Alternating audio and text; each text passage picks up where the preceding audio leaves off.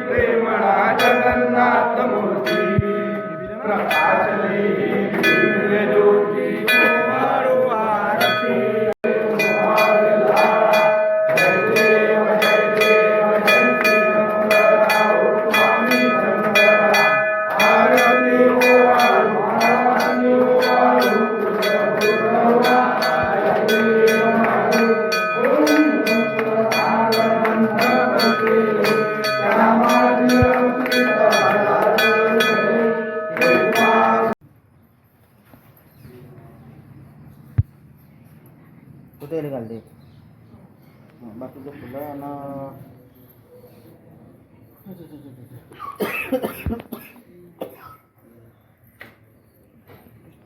थोडं जाणार ना